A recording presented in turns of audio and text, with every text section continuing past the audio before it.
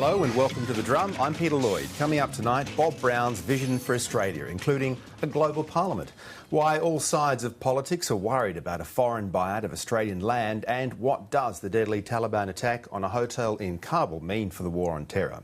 Our panel tonight, the former New South Wales Liberal leader Kerry Chikarovski, John Barron from ABC News Radio, and in Melbourne, the editor of the Drum website, Jonathan Green. Well, as the Greens are preparing for their numbers to grow in the Senate this week, their leader has given an idea of how the minor party plans to use its power. In a wide-ranging interview to the National Press Club, address to the National Press Club, Bob Brown has condemned the level of profits from mining companies heading overseas. He says the research commissioned by the Greens shows in the next 5 years, $50 billion will go straight into the coffers of foreign investors. This mining industry, ladies and gentlemen, is largely foreign-owned.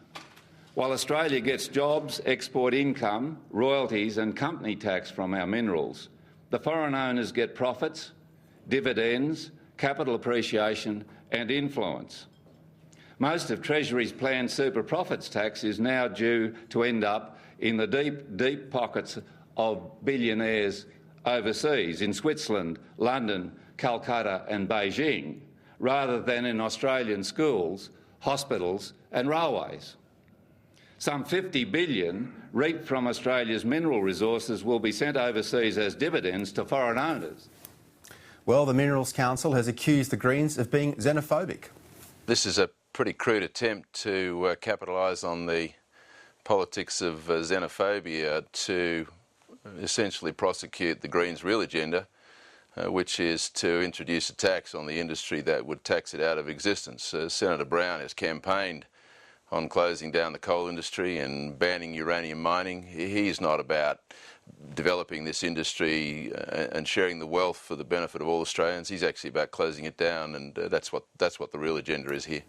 Well, Senator Brown says he'll push for an expansion of the mining tax to cover gold and uranium, and the scrapping of the company tax cut for big business. The Prime Minister says there will be no changes. Kerry Chikarovski, you were nodding vigorously all through that. Yeah, look, I think it's an interesting position for Bob Brown. I mean, I think that Bob Brown is very genuine. I think he's very committed. The question is, how political is he going to be? Because the issue that will face him, and this won't be just on the mining tax, it'll be on everything that he's going to do, is how hard he pushes. Because the problem he's got is that there is a hung parliament in the lower house, that the government is reliant on the goodwill of a number of independents. If Bob Brown pushes the government too hard on all of these issues, he may in fact force the independents to change their allegiance and either to hand government over to the coalition or indeed force the government to an election. Now, if there's an election, then Bob Brown may control the Senate, but he won't control the agenda. So he will have to make and the Greens collectively will have to make a very strong decision about, do we take what's a reasonable result or do we push too hard, and in doing so, by pushing too hard, force a change of government? Because I suspect that dealing with Tony Abbott and the coalition on some of these issues, they won't be even in a position anywhere near as amenable to what the Greens want as the Labor government is at the moment. That's right. John Barron, there was almost a laundry list of agenda items from Bob Brown today. What do you think of the analysis of Kerry on this one?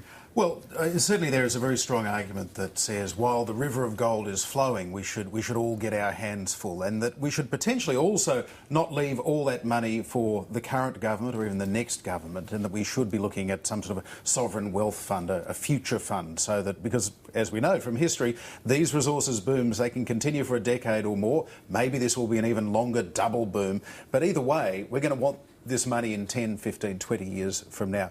Bob Brown's point about the amount of money that is going offshore, a lot of it is, but more of it is staying onshore. More than 60% of the profits that BHP Billiton is turning is going into the pockets of shareholders in this country.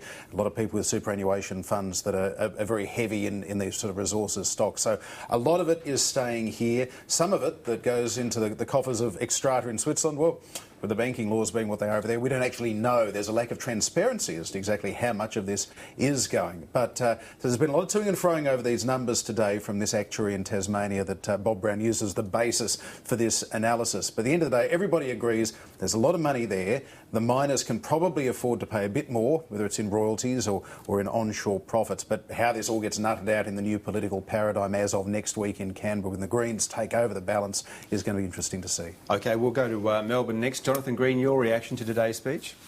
Well, the politics are interesting, and I think that the politics around the tax especially we saw a taste of last time round with the big campaign run by the miners, very much on this issue of we're Aussies, this is all for Australia, we're doing the right thing by the country. So it's clear there where Brown's going, and I think where the government probably is going to have to push their attack as well, is to sort of point to this reality. And yes, there are jobs in this country, there is an enormous wealth in this country generated, but we are by and large talking about foreign entities making those profits. So that's a canny political point to make. And on the issue of how far they sort of push their politics and how much they stand by their principles, I think that's the thing about the Greens as a party, that they will stand on their principle, and we saw the result of that with the Rudd CPRS, which failed due to sort of a Green position, which was way in excess of what the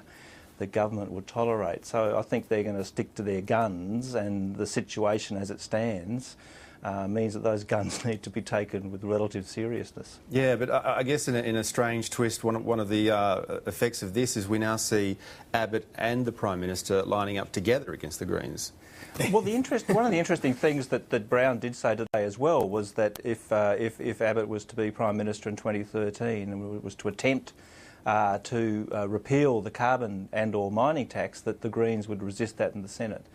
And that's a political reality, which is an awkward thing for the opposition, with their stated desire to get rid of any carbon tax that may come in, because without that legislation passing through the Green-controlled upper house, of course, they could not do that. So it's tough politics. Well, I suppose that the only thing about that, though, is that if they then could find themselves subject to a double dissolution, if they and I would have thought of all issues... Which is what Kevin should have done last year. Well, but then, of course, we weren't going to have a carbon tax before the last election. Anyway, but I mean, I would have thought that's the kind of political judgment that Brown's going to have to make, which he's probably not had to do so much before. I mean, if they get to the stage where they push the government and the government does change, and then we do get a new coalition government, and the coalition government can't get its agenda through, I suspect you would find that on an issue such as a carbon tax, or indeed even perhaps a mining tax, that the government of the day would then go to a double dissolution to say we can't have the country held hostage by a minor party. But we're in the new chartered territories of the Greens exercising some significant political power, and it won't just be this issue. There'll be others. Yeah. We'll now be hearing all about Bob Brown leveraging his influence in Canberra. There's been some ill-concealed delight on the face of Bob Brown in the last week or so. He's clearly he looks very happy, doesn't he? He does, and you get the sense that this is the opportunity. This is the period in the history of the Greens Party, whether it's a long or a short history from here, and there's a question mark as to what happens after Bob Brown, certainly to the future of the party. But this is their opportunity, and so it's very much in their interest to make it work for the next 2 years, because they don't know what happens after that.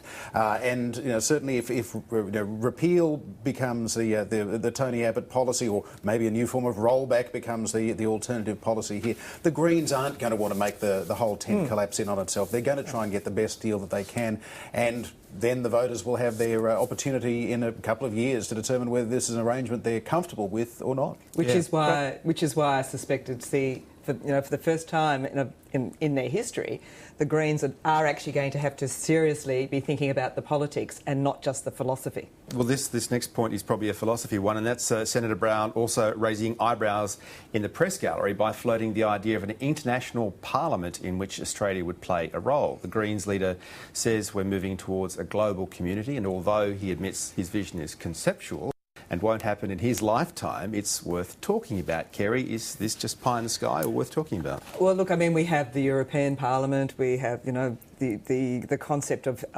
various in parts of the world coming together in different ways economically. I suppose, do we need to have a world parliament to discuss global issues? there may be some merit in the idea of having a forum beyond the United Nations in which you can discuss global issues. But I suppose I'm smiling because I think of the practicalities of this. I mean, how many people would there be in it to represent the world? If we've got 140 odd representing 20 million, how many? But the big I don't remember you being this cynical when you were a politician. but the question which really I sort of try to grapple with on this is where would it sit? I mean, which part of the world would you determine would be the centre of the Earth? You know, the centre of the universe. It'll probably sit in Superman's Fortress of Solitude. That's exactly An right. ice cave or something. But the problem, of course, is that when people think of world parliaments and so on, they sort of think, we can make Nelson Mandela president of the world. But of course, it ends up just being the Another Belgian politician. transport minister, somebody very dull. Are you and trying to grey. kill him? I think this is greatly unfortunate, though, and I think yes, this is an interesting idea. I mean, it's a pity that we have, I think, a political and sort of commentary structure in this country which just tends to ridicule anything that's a little bit out to the edge like this. And ideas like this are worth our attention and are worth the discussing. I mean, it might sound a little far-fetched and loopy, but the fact of it is, if we get a bit sci-fi on the whole thing, that the problems that face us fundamentally are big global issues. And that big global mechanisms of some sort are going to have to be, have some role in the future in sort of settling some of these things. So it's good that someone has the stones to raise this in the sort of cut and thrust environment of Australian politics, where you just know that in saying that Bob Brown will be, ridiculed from here to breakfast. But, good on him for raising it. God love him, but I mean, it was strange timing to come up with something that does look a little bit flaky on the eve of having a very practical political role to play. Right. Maybe he's just appeasing the base. The flaky base. Yeah, he's got a lot to get off his chest. But I mean, when you go to the internet and do some research on the origins of the global parliament, it is largely a fairly strong intellectual response to globalisation, and there's some heavy hitters have been behind it, including Bill Clinton when he was president, the IMF and all the other bodies that scare the one world government crowd. Some of the websites you do go to say that there is already a world parliament. George Soros funds it, and the Masons are involved as well. That's right, the garage is under the ABC. Yes, I saw it coming in. Well, the conspiracy theorists used to always write to me and tell me that the Jesuits were running the world, so maybe it's going to have to be based in Rome. But I mean, as you say, Jonathan, as you say, I mean, it doesn't necessarily need to be a bricks and mortar parliament, does it? I mean, if you think a bit, laterally on this one, why not have it in the clouds? Why not meet on the internet once a month? Well, I mean, it doesn't have to be a building, does it? Because and we see through. I mean, the very mention of clouds and internet shows you just how extraordinarily global we're becoming anyway, without any sort of formal understanding or arrangement. I mean, this is happening in a de facto way. It would be good for sort of governments of little places like us and all the other little places to